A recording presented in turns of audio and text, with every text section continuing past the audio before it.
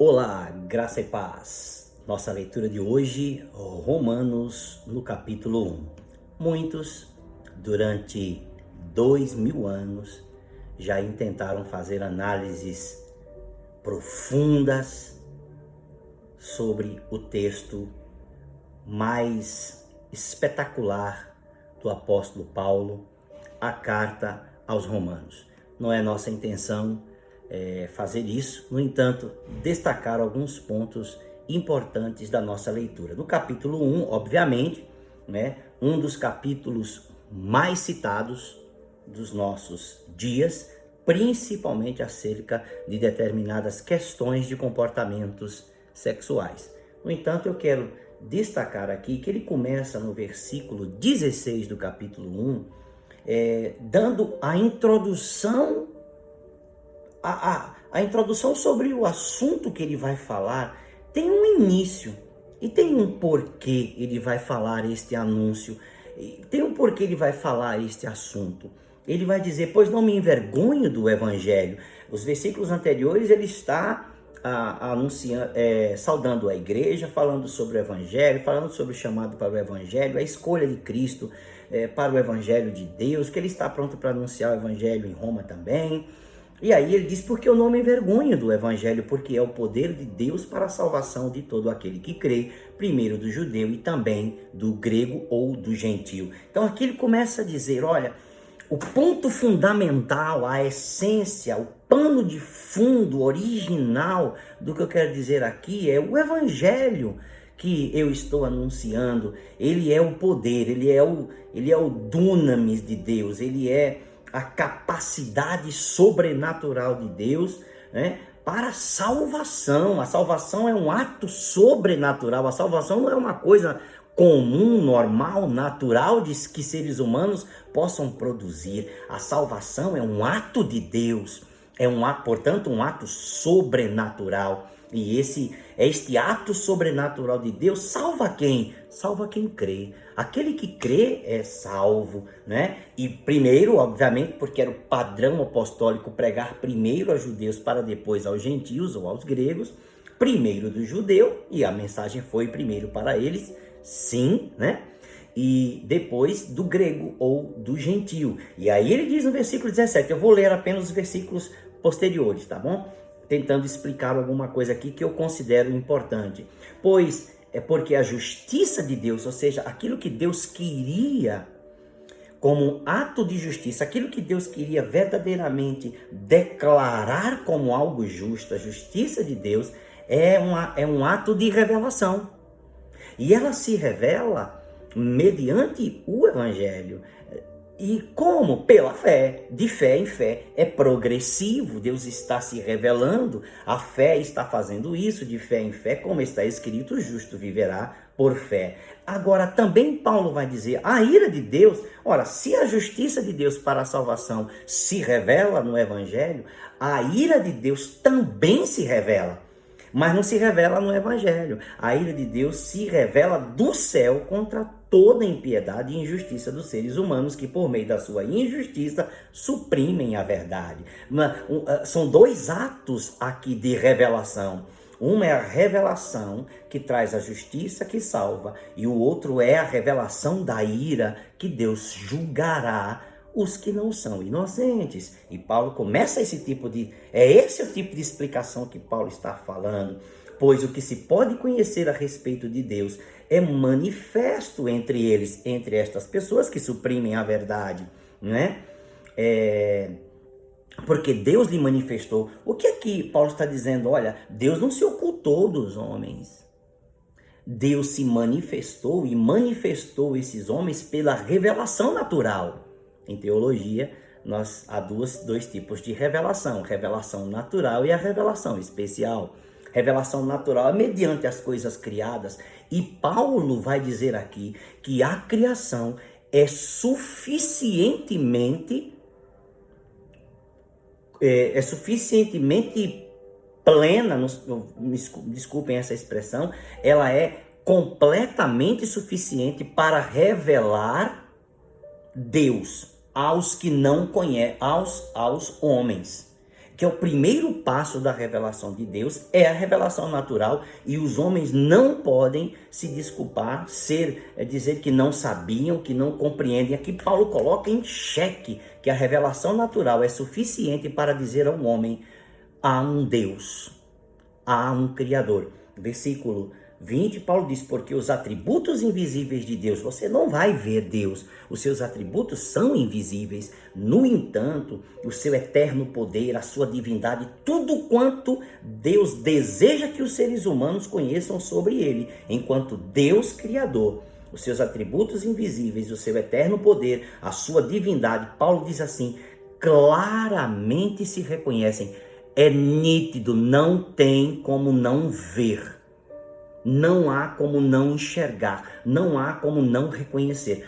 Claramente se reconhecem desde a criação do mundo, sendo percebido por meio das coisas que Deus fez. A revelação natural é suficiente para apontar para Deus. E por isso os seres humanos, Paulo vai dizer no versículo 20, são indesculpáveis. E aqui Paulo vai dizer, por causa desta condição do ser humano que não reconhece o Criador no mundo criado, o ser humano então começa uma espiral de decadência. E como é que essa espiral de decadência se manifesta em primeiro lugar? Pela idolatria. Paulo não está dizendo que o comportamento é o ponto de partida, não. O comportamento é o resultado da rejeição a Deus e da idolatria. Dizendo-se sábios, né? Se tornaram loucos, e antes disso, porque, tendo conhecimento de Deus, diz o versículo 21, não o glorificaram como Deus, nem lhe deram graças, pelo contrário, se tornaram nulos em seus próprios raciocínios, e o coração insensato deles se obscureceu. Rejeitaram a Deus. E essa rejeição entenebreceu, encobriu o conhecimento sobre Deus no coração, no espírito dos homens.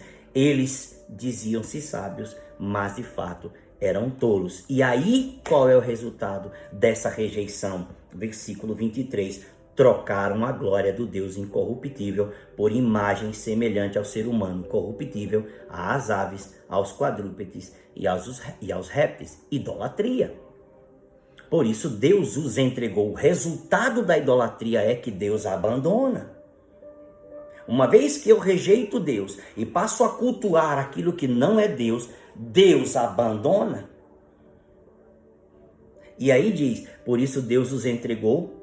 Aí é o resultado da idolatria, impureza pelos desejos do coração deles, para desonrarem seu corpo entre si. Eles trocaram a verdade de Deus pela mentira, adorando e servindo a criatura em lugar do Criador, o qual é bendito para sempre. Amém. Por causa disso, mais uma vez, Deus os entregou. Ele repete a fórmula: rejeição a Deus, idolatria, comportamentos desviantes, perniciosos e condenáveis.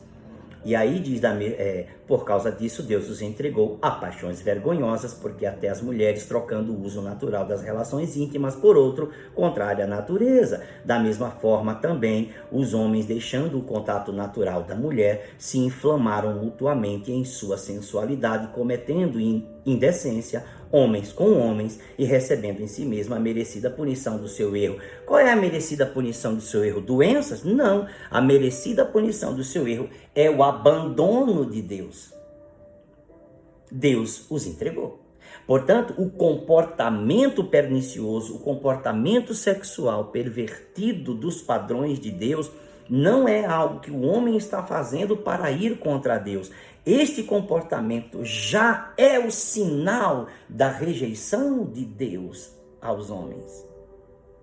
E por haverem desprezado o conhecimento de Deus, o próprio Deus os entregou a um modo de pensar reprovável para praticarem coisas que não convêm. Veja, aqui está a chave. A chave é: os homens rejeitaram a Deus, entraram em processos idolátricos. O natural é que eles se desviem no comportamento pecaminoso. desviante e reprovável. O que Deus faz? Deus continua indo na direção deles? Não. Este é um ato. Deus os rejeita. E como Deus os rejeita, eles continuam fazendo exatamente isso. Portanto, todo comportamento sexual, todo pecado, não só o sexo, todo pecado, todo desvio do padrão divino já é a resposta da rejeição do homem a Deus e da rejeição de Deus ao homem. E aí o que acontece? Estão, por havendo desprezado o conhecimento de Deus, o próprio Deus os entregou a um modo de pensar reprovável para praticarem coisas que não convêm. Estão cheios de todo tipo de injustiça, perversidade, avareza e maldade. Estão cheios de inveja, homicídio, discórdia, engano, malícia. São difamadores. Veja, a lista não é apenas sexual. Difamadores, caluniadores, inimigos de Deus, insolentes, arrogantes, orgulhosos, inventores de males, desobedientes aos pais, insensatos, desleais, sem afeição natural, não tem afeição natural, ou seja, não tem afeição de família, sem afeição natural, sem misericórdia. Embora conheçam a sentença de Deus do que os que praticam tais coisas são passíveis de morte, eles não somente praticam essas coisas, mas também aprovam as pessoas que praticam, ou seja, eles não apenas estão fazendo isso, mas eles também agora criaram um clubinho particular que estão aplaudindo os que fazem estas coisas para justificarem-se uns aos outros. Veja quando você lê o capítulo 1 de Romanos, a questão é muito mais profunda do que comportamento sexual. Todas as coisas, todo o universo pecaminoso do homem é fruto do homem rejeitar a Deus, de não reconhecer a Deus na própria criação da revelação natural, criar para si imagens de idolatria e adorar estas coisas, e aí, portanto, o natural é que eles passem a se comportar num distanciamento diametralmente oposto ao desejo de Deus. E o que acontece neste ponto? Deus os rejeita, Deus os entrega, em outras palavras, Deus deixa que eles continuem fazendo isso. Portanto, o comportamento deles já é agora Deus simplesmente não se importando mais. Olha que sério, e Paulo é gravíssimo. Olha como Paulo enxerga a questão do evangelho e a relação do evangelho com o mundo, com os seres humanos que rejeitam a Deus ou que aceitam a Deus. Tudo é uma questão de revelação. Quando o homem não reconhece esta revelação de Deus, ele descamba para a idolatria e para os comportamentos pecaminosos, e Deus os rejeita. Quando o homem entende esta revelação, que aceita aquilo que é expresso por Deus em Cristo Jesus, a justiça se manifesta de fé em fé e a salvação. É ou não é uma coisa totalmente diferente no texto inteiro do que nós temos visto até aqui? Deus abençoe você.